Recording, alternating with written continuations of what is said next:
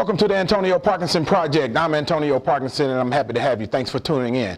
And we're going to jump right in. As you know, Ebola has been in the news. It's been the story for the last few weeks, and we want to cover the Ebola subject right here on the Antonio Parkinson Project. And we have with us a very special guest that has been dealing with infectious disease for a little while now. His name is Dr. Michael Threlkeld. Dr. Threlkeld, welcome to the show. Thank you.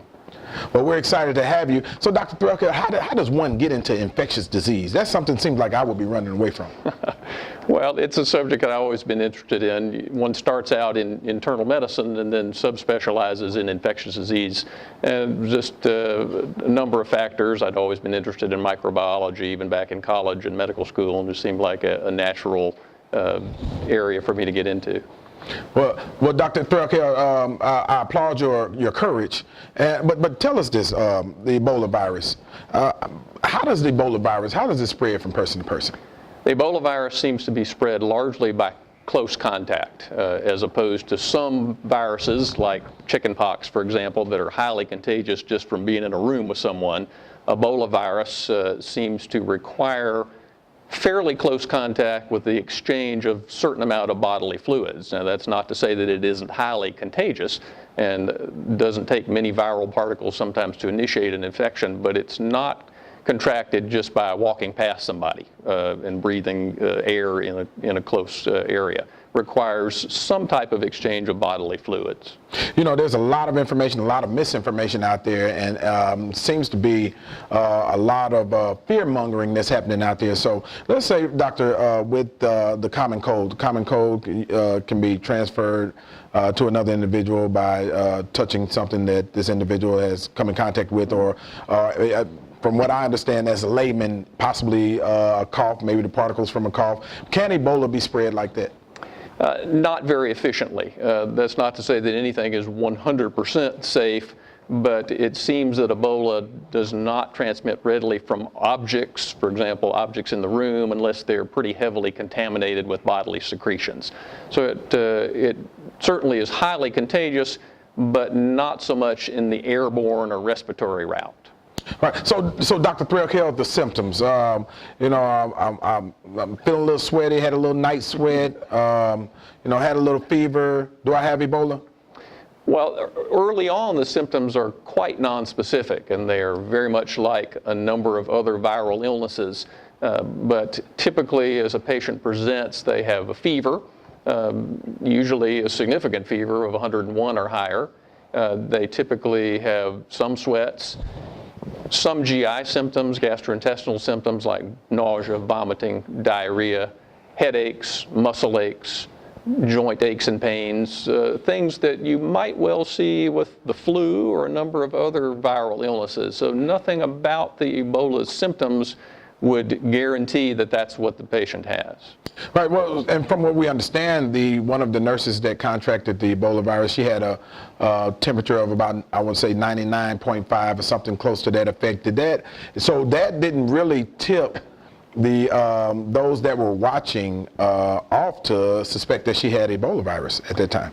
Not really at that point. Typically, individuals start to develop a significant fever, but an important point to make is that for the most part, they are minimally contagious or not contagious at all until they start having a fever. You seem to have to get to that level of illness before there's enough virus around really to be contagious. So, Doctor, with that being said, what steps should someone take to prevent themselves from getting ill with Ebola? Well, it depends on where you are. In the United States, there, of course, has only been one case identified of someone coming in, and then there have been a few transmitted from that individual. But there haven't been any other cases around the country from other travelers. So at this point, I think the general public does not need to take any type of special precautions. You know, obviously, a person shouldn't fly to the high-risk areas if you can avoid that. But as far as something special the general public has to do, the risk is extremely low to the average person around a community. And I want to ask you about how it's diagnosed, but you touched on something that I want to touch on also, the high-risk areas. What are the high-risk areas? Well, right now, the high-risk areas are principally in West Africa, the countries of particularly Sierra Leone, Guinea, countries along the western middle portion of Africa. The virus itself has been reported in outbreaks in a number of different countries. But for now, this particular outbreak seems to be focused in those several countries in Western Africa.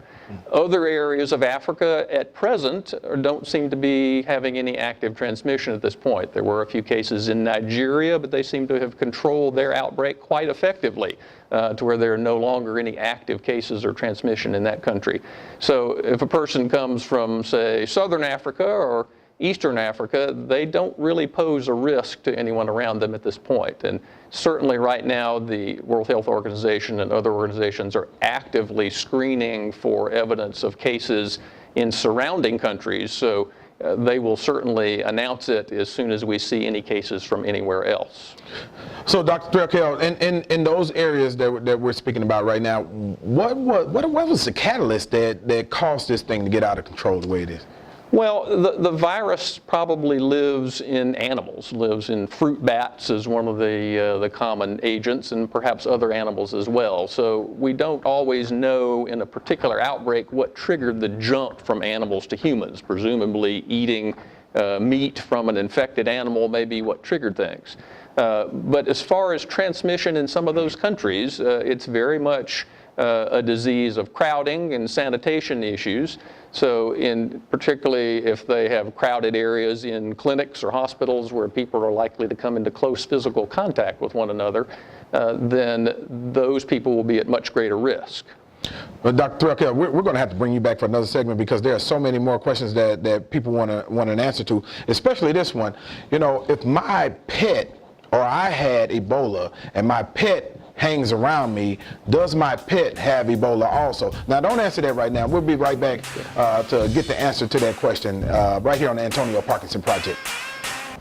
Skinny Fiber works. I've got my Skinny Fiber. Have you got yours? If you need to drop 5 pounds quickly, Skinny Fiber works. If you need to get in that little black dress, Skinny Fiber works. Skinny Fiber lets you eat less and feel full. It's 100% all natural. It detoxifies the body, improves blood sugar imbalances, and melts away stubborn fat. Get yours today. For more information, call 901-860-5110. Or you may check out our website at www.skinnyuniverse.com.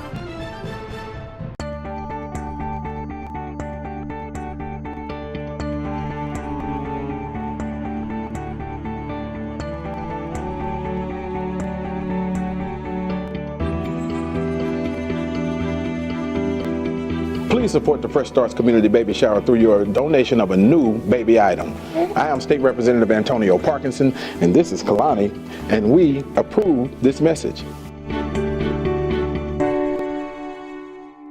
Is your event powered by Black Market Strategies? Theirs was Black Market Strategies, the new face of urban marketing. Let us plan your next big event or design that special flyer. Black Market Strategies specializes in street team deployment, flyer distribution, target marketing, product and event promotions, marketing and brand awareness, campaigns and election strategies. But wait, there's more. Media relations and solutions, business strategies, community marketing. We promote people, product, events, and brands. Is your event powered by Black Market Strategies? Give us a call today. 901-379-9101. Black Market TV.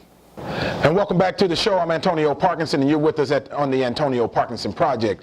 And we're going to jump right back in with Dr. Michael Threlkeld. Dr. Michael Threlkeld, we talked about the basics of the Ebola virus and how it's transmitted. And but we left with this question for our viewers, and I know they want to know the answer to this. Let's say, God forbid, I've been diagnosed with Ebola virus, and my poor, loving, loyal Shih Tzu, Fido, is comforting me, and can I pass the Ebola virus on to my poor, loving, loyal companion, Fido? Well, I think the risk of that is not clearly known at this point. We certainly know that the virus does infect some animals. I don't think we fully know the entire spectrum.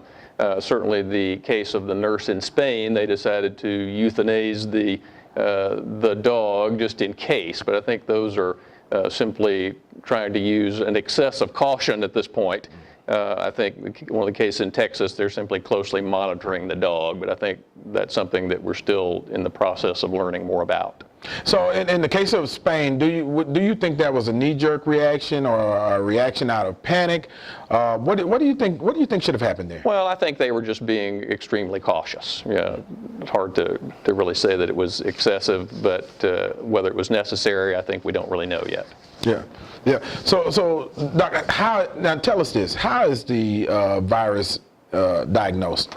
Well, certainly in this country, the individual who might have been a possible suspect would come into the emergency room and they will be screened for their possible epidemiologic risk. At this point, if they have no exposure of any kind to an at-risk country or someone from there, then they are dropped from the evaluation process and they're not actually tested for the virus itself. The virus itself is tested from a blood test, which can be available locally or can be sent off to a state facility or to the CDC itself. So basically, when you have a patient that's gone through a screening process to determine that they are significantly at risk for the virus, then a blood sample would be taken and that specimen would be sent off to a laboratory capable of evaluating for the Ebola virus. And you could typically expect to get an answer back, we hope, in 24, 48 hours. So now in that testing process, who would be in charge of that testing process in local areas? Would it be their health department, or who handles that? Generally, in the United States, when a patient comes into a hospital and they're suspect, then the local health department officials would be contacted and they would generally make arrangements to send the blood specimen on to either their state facility, their laboratory, or to the CDC where the test can actually be run. And if a person is found to have tested positive for Ebola, what should the next steps be for that person and for that health organization that's in charge of this situation? Well, in this country, or in any country that has a well-developed infrastructure, the individual is placed in appropriate isolation, usually before the test is done. When they're screened, for example, in a hospital intake, in an emergency room or a clinic, and someone is felt to be at risk, they are then placed in appropriate isolation. Then that blood test is sent off once the health department has been contacted and the patient's felt to be ongoing at risk. Then the blood test is sent off and the patient is maintained in that isolation facility until we get the all clear from the blood test or from some other information. Okay, Dr. Threlkeld, so in the case of, from what is being reported, the many mistakes that were made at the Dallas hospital, and from what they're saying now, that hospital is basically a ghost town because obviously people are redirecting, their emergencies and their hospital stays to other hospitals. What should happen there? Well, I think, unfortunately, because of just people's concern, I think any facility that has an Ebola case, particularly in a smaller community, is going to find people potentially wanting to go elsewhere just out of fear. But I think as far as mistakes at the initial facility, it was largely that they did not pick up on the travel history of that individual. That being said, I think it's more constructive to think about what we can learn from that experience. It's a tough thing to be the very first of anything. Certainly our awareness has been greatly heightened by what happened in Texas, and it's difficult to say what would have happened in any number of other hospitals across the country until there had been a case. So I don't see that happening again at most hospitals in the U.S., but that's mainly because of the lessons we learned from what happened in Texas. Yeah, I think that's important to know. And we were kind of in a catch area as to where I would assume the procedures or the operating procedures were still being developed, through our CDCs, and these hospitals being hit with a case of the virus, before everyone had a complete understanding of how to deal with the virus here in the U.S. Now, this situation could it have gotten out of control? and we think we got it. We do feel like we have it. We will have this thing under control. Am I correct in saying that, Doctor? Yes, I think at this point, most of the original contacts now are out of their isolation. They've gone through their 21-day period, which is the normal incubation period for the virus. So if you go past that, the risk falls away to practically zero. So I think we've been very fortunate that there were relatively few exposures to others. I think it's important to note also that this disease becomes increasingly infectious the sicker the person gets. So I think it in some ways is somewhat reassuring, and should be to the public in general, that none of the close family contacts, none of the individuals who worked in the emergency room in the previous 2 times that he was there seem to have contracted the virus. It's only individuals that cared for him in his later terminal stages where they become much more infectious because they have increased viral titers in their bodily fluids, and they're having diarrhea, vomiting. They had dialysis where there's potential blood exposure, a number of high-risk exposures that were taking place on that critically ill individual, whereas all of the cases who were exposed early on when he simply had a fever and was not terribly ill seemed to have not been infected with the virus. You know, you're touching on something important. So what exactly does the virus do to the body? Because from what we've been hearing is that, you know, there can be some bleeding from different orifices in the body, sweats, vomiting. So what's happening to the body when this virus is attacking it? Well, it's what's called a hemorrhagic fever virus, of which there are several. It's certainly not the first to be discovered, but it can have a very devastating effect on the body by causing damage to the small blood vessels. It causes a number of organ systems to fail, and in advanced cases, just about everything in the body stops working normally. So when the virus comes into your system, into your body, where does it attack first? Well, it's initial, and it just starts to reproduce slowly and has little or no effect because there are very small amounts of virus present. But as the patient becomes increasingly ill, one starts to develop early symptoms as more and more virus is present in the bloodstream, and it's actually present in a number of bodily fluids. It's present certainly in blood, it's present in stool, in small amounts in saliva, probably least of all in urine of the bodily fluids that are tested, but in a number of different tissues and bodily fluids can become involved with the virus. So you, most of us have seen the video of them, of the Ebola victim. I think it was nurse number 2 being transported, being transferred from an ambulance unit and into a plane, and there was an individual, I think the driver of the ambulance unit, that was not in protective clothing. What are your thoughts on that?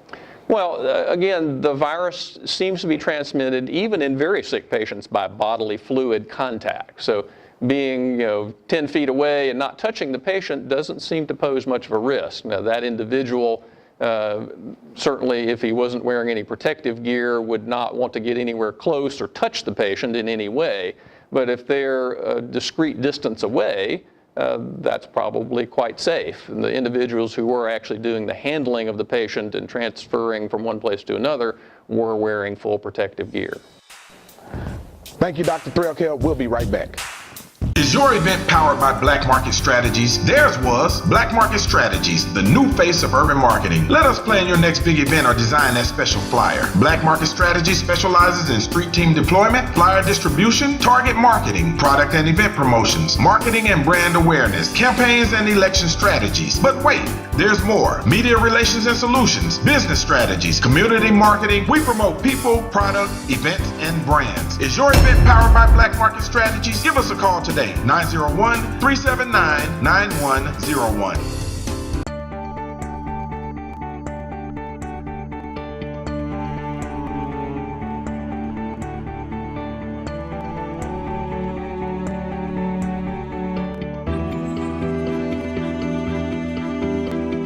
Please support the Fresh Starts Community Baby Shower through your donation of a new baby item. I am State Representative Antonio Parkinson, and this is Kalani, and we approve this message. Skinny Fiber works. I've got my Skinny Fiber. Have you got yours? If you need to drop 5 pounds quickly, Skinny Fiber works. If you need to get in that little black dress, Skinny Fiber works. Skinny Fiber lets you eat less and feel full. It's 100% all natural. It detoxifies the body, improves blood sugar imbalances, and melts away stubborn fat. Get yours today. For more information, call 901-860-5110. Or you may check out our website at www.skinnyuniverse.com. Black Market TV. And welcome back to the show. I'm Antonio Parkinson, and you are on the Antonio Parkinson Project.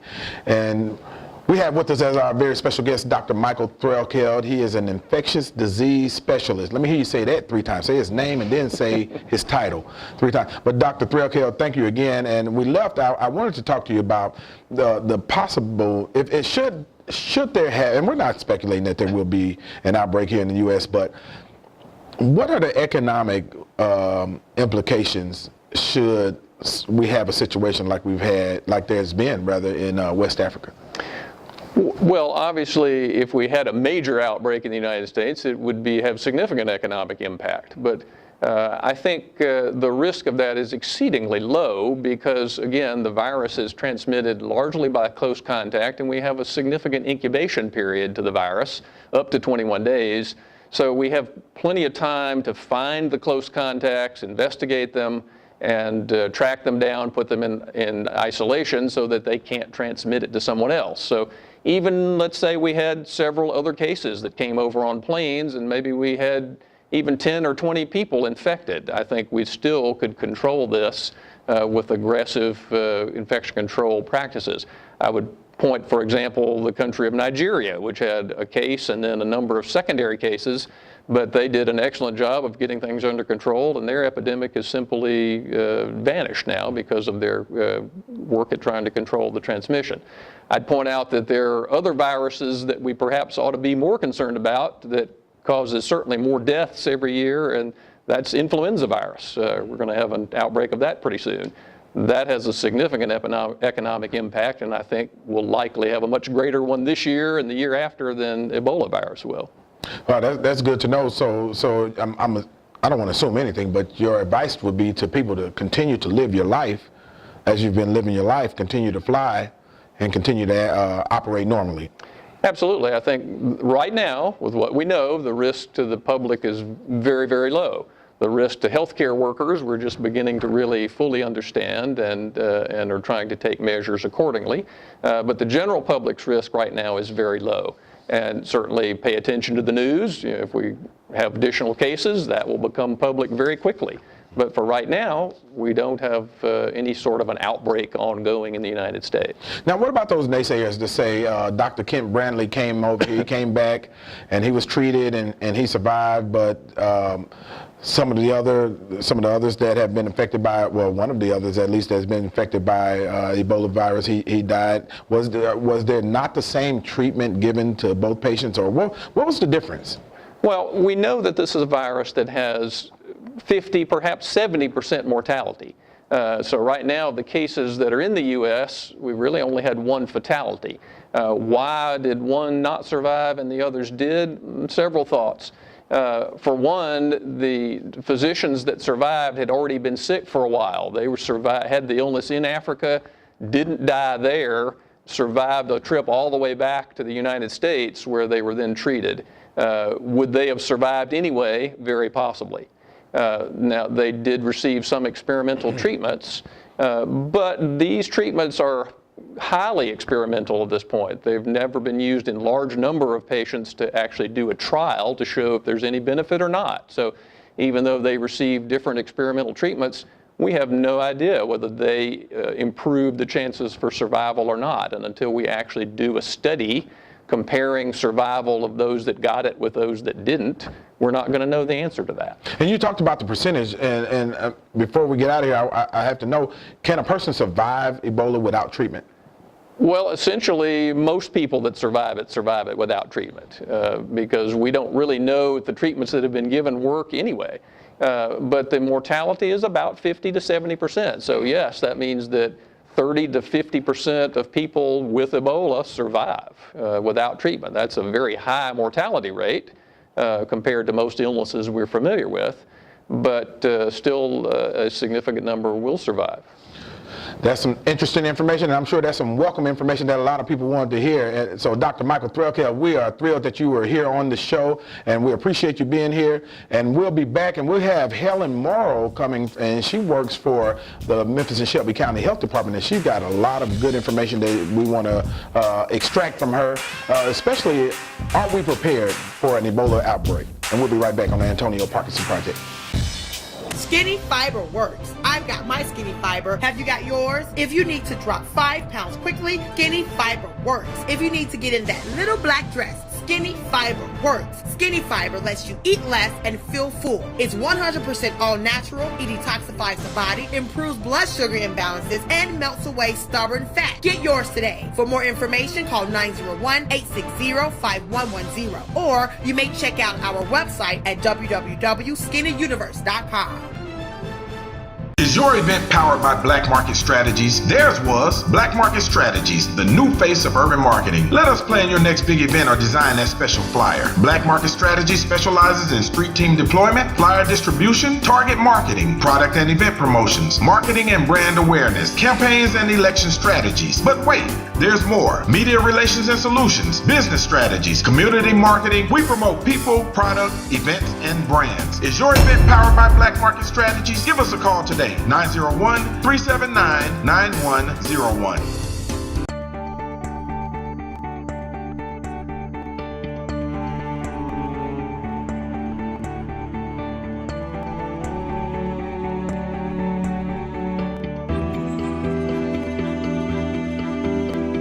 Please support the Fresh Starts Community Baby Shower through your donation of a new baby item. I am State Representative Antonio Parkinson, and this is Kalani, and we approve this message. Black Market TV. And welcome back to the Antonio Parkinson Project. I am Antonio Parkinson, and joining us right now is Dr. Helen Morrow, who is the health officer for Shelby County Health Department in West Tennessee. Dr. Morrow, welcome to the show. Thank you for having me here. So, Dr. Morrow, tell us how did you become the health officer? What made you get into this? I started working for the health department actually 35 years ago. 35 years ago. 35 years ago. Okay, so being the health officer, what does that entail? It is a position that is defined by the state, and it is responsible for carrying out the health laws within the state. Okay. So, Dr. Morrow, let's jump right into this. Should we be afraid of Ebola? I think we should be aware of it, but I don't think we need to be afraid of it. You know, there's a lot of people out there and a lot of information, a lot of misinformation. You know, some people are afraid to fly. Should people be afraid to fly? I don't believe so, no. Okay. Now, is there a response that's in place? Let's say in the Shelby County region, is Shelby County prepared for an Ebola outbreak? Shelby County has an emergency preparedness program that has been in existence for well over 10 years, and it is a constant program where we work with various entities throughout the county on preparedness. A lot of this started up many, many years ago after 9/11, when we were scared about smallpox, other biological threats, anthrax, and other biological conditions, but we also have to worry about other natural disasters that could occur or man-made disasters. So we have to try to be prepared as possible for in the eventuality of any of these. So should we have an outbreak, or should there be an outbreak in, let's say, in Shelby County, Dr. Morrow? What's the first thing? What's the first steps? Well, right now, it's trying to identify anybody that has certain risk factors to have the disease. And we're trying to educate the public, the healthcare providers, and various entities throughout the county. And this includes our first responders, our emergency response system, our EMS system, to ask questions if they receive a call from somebody. And one of the first questions that we want people to ask is, have you traveled? Where have you traveled? When have you traveled? Right now, the epidemic is confined to predominantly 3 countries: Liberia, Guinea, and Sierra Leone. So those are the countries of concern right now. So with Liberia, Sierra Leone, mostly in West Africa. Yes, sir.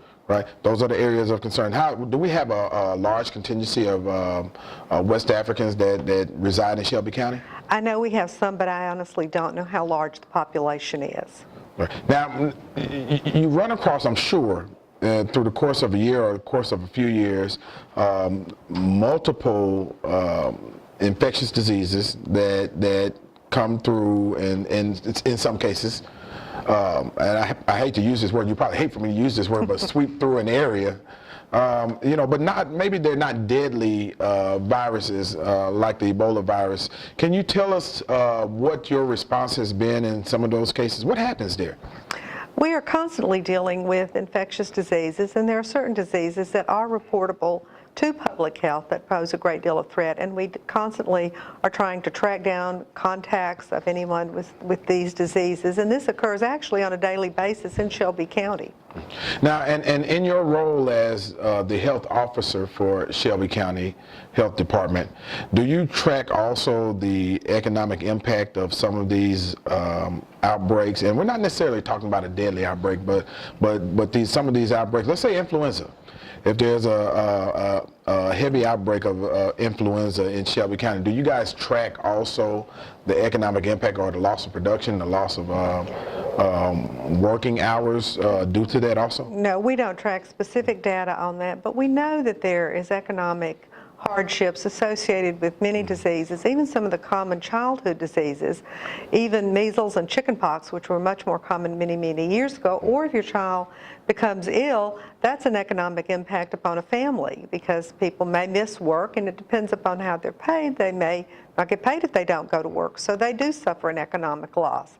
We try to educate people to use vaccines and other measures to try to prevent getting these diseases so that we don't have any impact on the economics of the family and on the morbidity and the mortality in the community. Now, is there a vaccine for Ebola? There is no vaccine for Ebola. There are several companies that are working on one, and there is a Canadian company that has something developed right now that they are trying out, and I believe that there's a United States company that will have one that will go to trials after the first of the year. And we know that when these companies are developing these vaccines, of course in the United States it has to go through the FDA. Am I correct in that? Yes, sir. Now the FDA process in the United States versus that in other countries such as Canada, what's the difference in the process? I really can't speak to that. The regulation in the United States is very rigorous, but I do not know how it compares to Canada specifically. Do we know if it's a faster process or not, or? I really can't speak on that. Okay. Now we do know that there is a process, but a lot of times coming out of these processes, you still have more side effects in some of these drugs that they allow us to use than what would actually cure the problem that you may be having. And I probably shouldn't say that, but I'm going to say it anyway.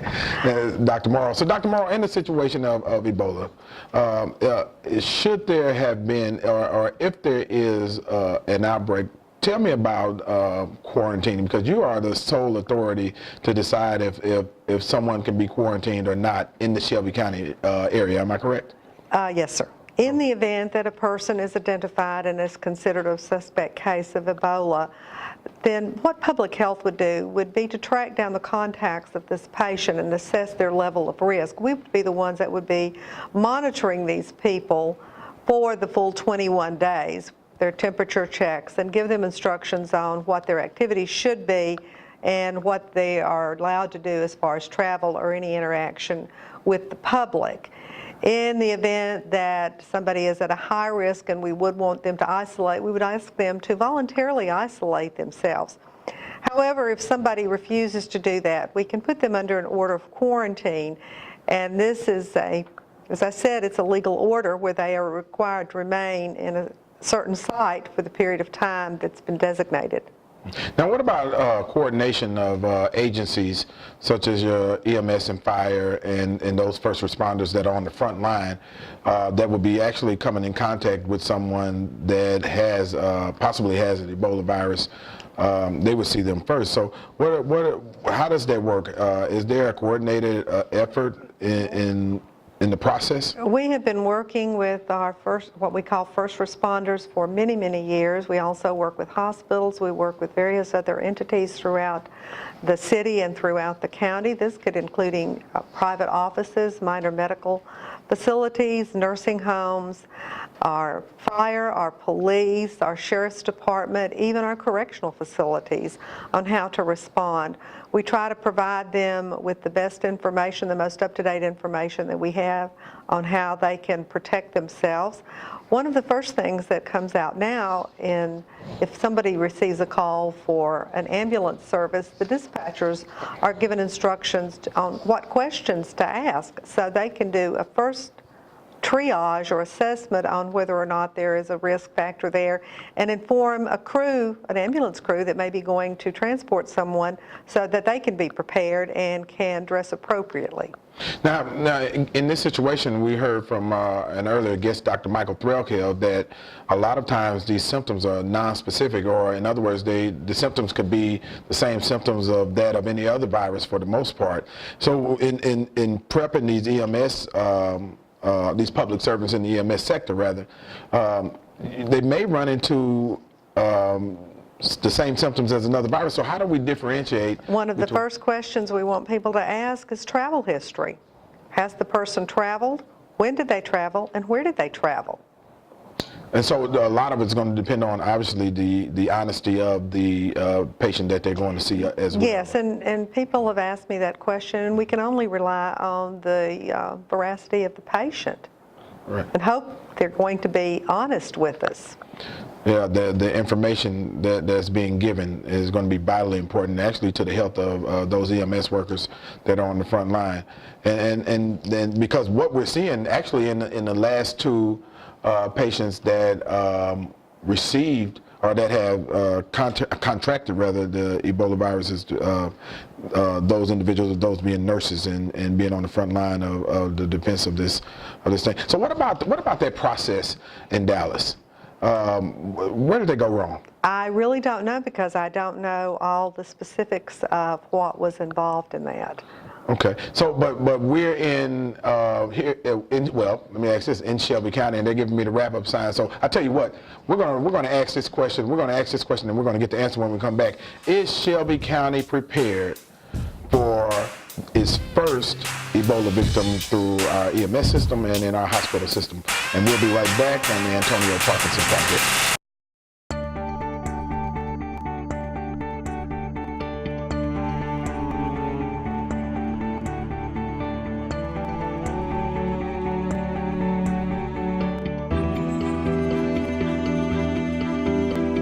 Please support the Fresh Starts Community Baby Shower through your donation of a new baby item.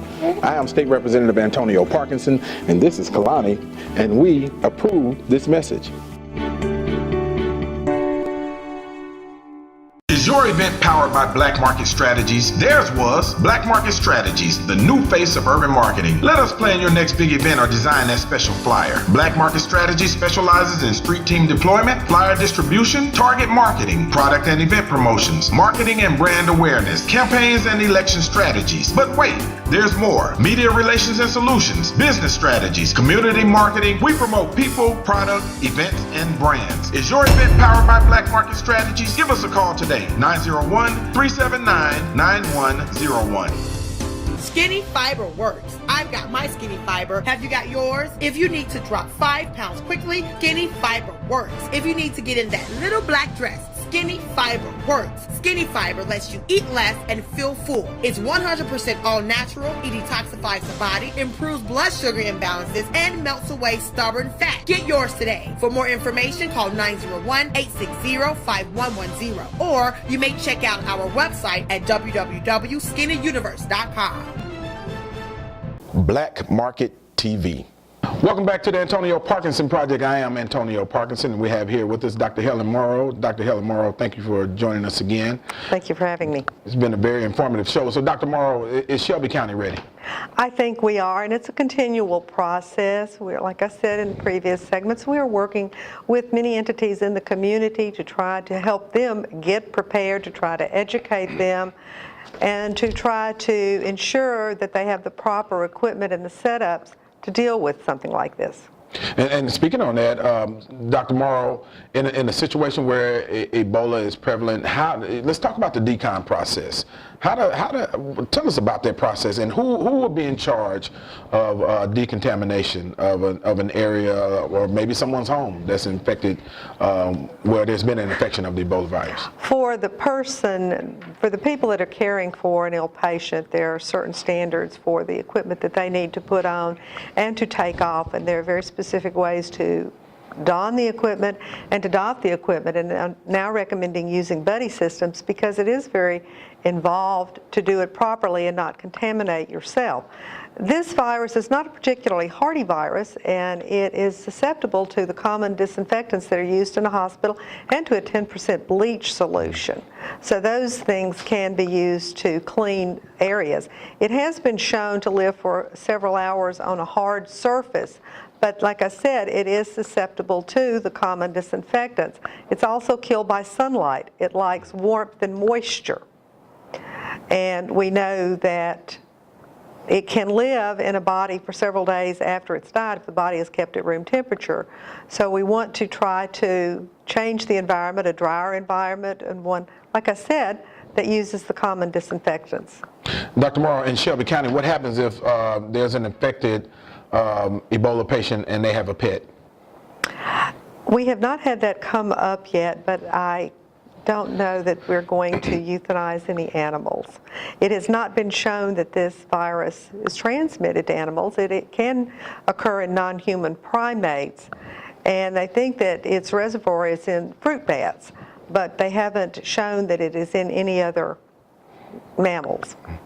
And Dr. Morrow, so we know that there are private decon or decontamination companies, but also there's the fire department that deals with hazardous material incidents as well. Will the local fire departments be in charge of decontamination in these cases? It would most likely, and I cannot say that with any 100% assurity, but it should be a company that is trained and equipped for decontamination.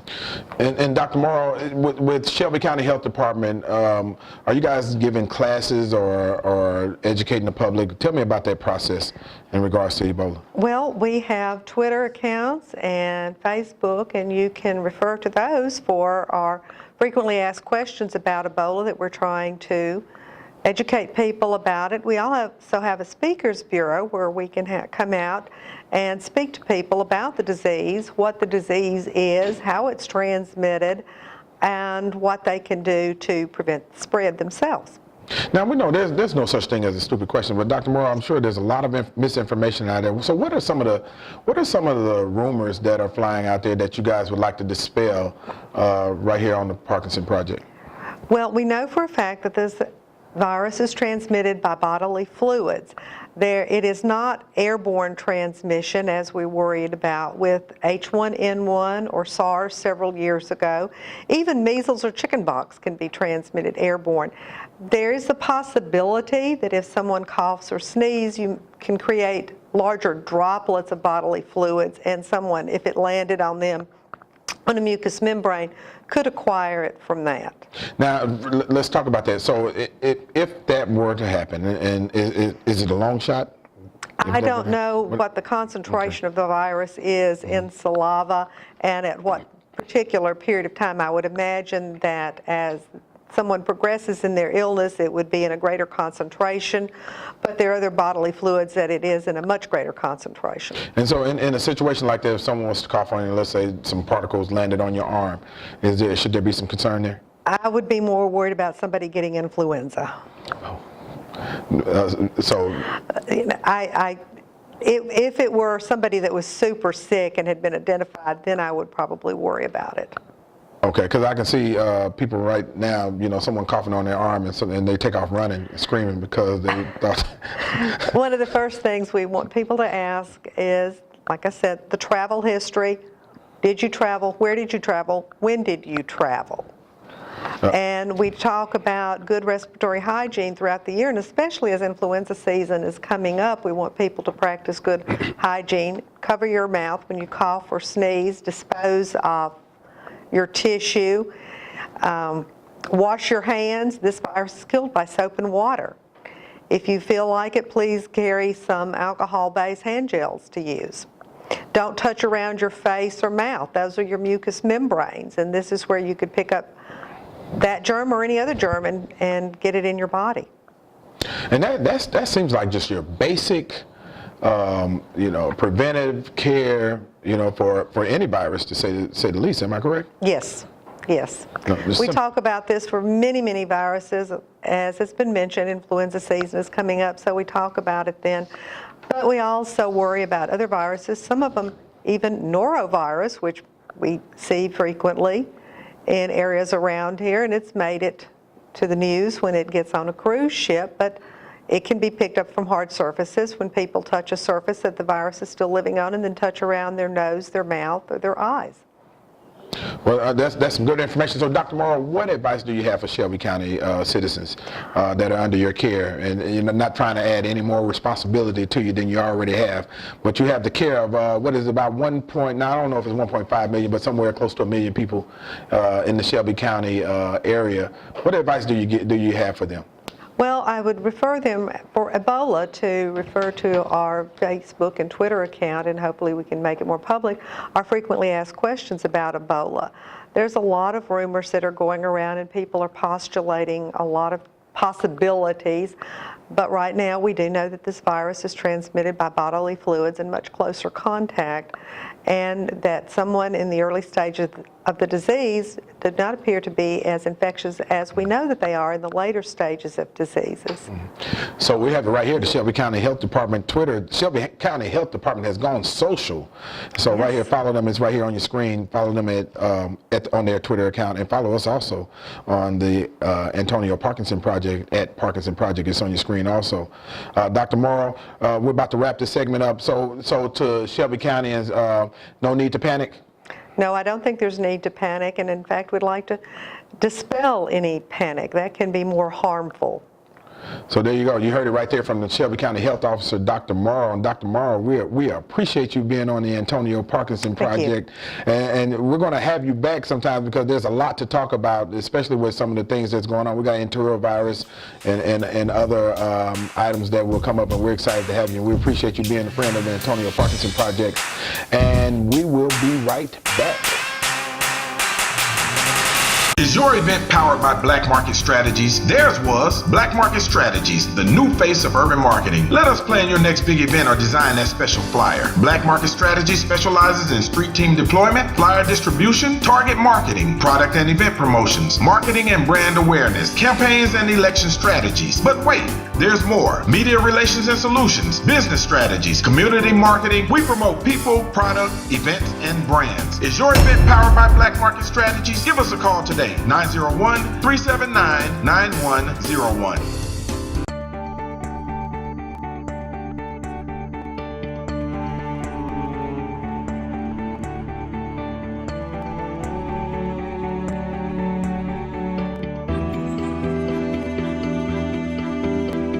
Please support the Fresh Starts Community Baby Shower through your donation of a new baby item. I am State Representative Antonio Parkinson, and this is Kalani, and we approve this message. Skinny Fiber works. I've got my Skinny Fiber. Have you got yours? If you need to drop 5 pounds quickly, Skinny Fiber works. If you need to get in that little black dress, Skinny Fiber works. Skinny Fiber lets you eat less and feel full. It's 100% all natural. It detoxifies the body, improves blood sugar imbalances, and melts away stubborn fat. Get yours today. For more information, call 901-860-5110. Or you may check out our website at www.skinnyuniverse.com. Black Market TV. And welcome back to the show. I'm Antonio Parkinson, and you are on the Antonio Parkinson Project. And we have with us Dr. Morrow from Shelby County, which is in West Tennessee, Shelby County Health Department. She is the health officer. Dr. Morrow, thank you for being here again. Thank you. And so, Dr. Morrow, I do have to ask, so if there's a patient that is, I was about to say found guilty, we don't want to say that, but if there's a patient that has been tested positive, rather, for the Ebola virus, what happens after that? What's the next step? They would be hospitalized, and hopefully the hospitals have they should have an area set up and the people to properly take care of them that are properly suited up. There is no specific treatment for this disease. There have been some experimental drugs that have been used on some of the patients, but it's mostly a supportive care for the patient throughout the illness.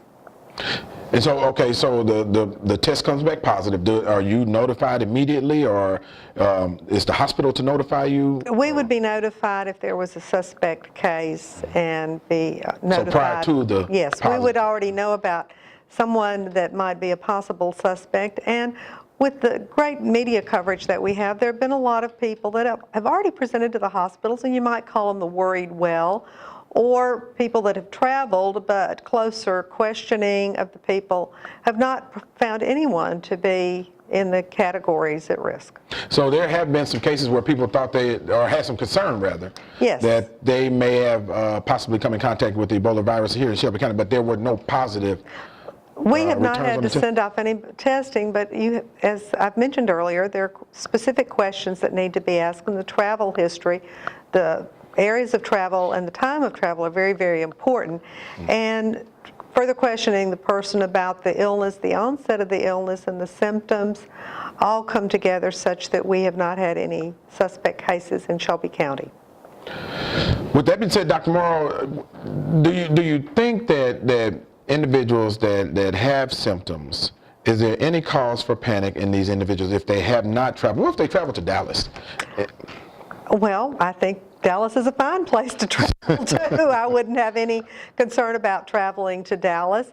If you look, the people that have contracted the disease have had close contact with the index patient at the time that he was the most infectious. You have not seen it so far in any of the other contacts, especially the family members that were around him when he first became ill. And they have subsequently been released from their isolation and quarantine and are doing well. So Dr. Morrow, what is your advice to all of the EMS personnel that's out there working on the front lines? Well, we are working with them, and they have their guidelines, and we're trying to help them to be the most up-to-date about what they need to do, and they have equipment. If they don't have it, they're getting it in as far as the proper equipment needed to don, that they would need to don in order to take care of one of these patients. And so your advice would be to those citizens of Shelby County: continue living life as you have been living it. There's no need for panic. There's not an outbreak happening here in Shelby County at this time, and we don't expect one to happen, right? No, we do not. I hope not. Okay. With a great deal of international travel, we never know who may come into our fair city, but we have tried to educate ourselves and all of our partners throughout the county on what to look for and how to best protect themselves. Now, what about international travel? Should there be a reason for concern with international travel period, or there's a lot of speculation or a lot of talk about, and I know this is getting into the political side of things, whether or not we should close off travel from West Africa and some of those areas in West Africa? I really cannot get into any of that right now. We're trying to use screening procedures and, as I said, educate the providers and various other entities in the county the appropriate questions to ask if someone does present to their facility with possible symptoms.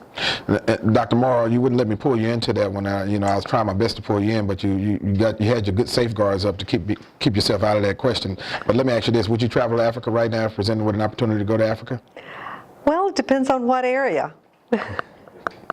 Those three particular countries, no, I don't think I'd want to travel to, but yes, there are other parts that I would go to. And it's important to know too that geographically these are countries that with sizable populations. Am I correct? Yes, they are. And something we want people to realize: Africa is a continent, not just one big country. It is a continent with very many parts, and this is so far confined to a certain geographic region. And again, these countries, these are not just small towns and cities, and but these are countries with huge populations, with what is being considered an outbreak of. I think they've had 8,000 cases, 4,000 fatalities, or somewhere in that area. And so it's really even though it's large in the whole scheme of things, but it's really a small amount of people compared to the sizes of or the populations of these countries. Am I correct? Yes, yes. Okay. All right. Dr. Morrow, you've been absolutely wonderful and absolutely informative. She is the Shelby County Health Officer with Shelby County Health Department in West Tennessee that covers the Memphis area. And Dr. Morrow, we'll have to have you back on another show, and we appreciate you being here on the Antonio Parkinson Project.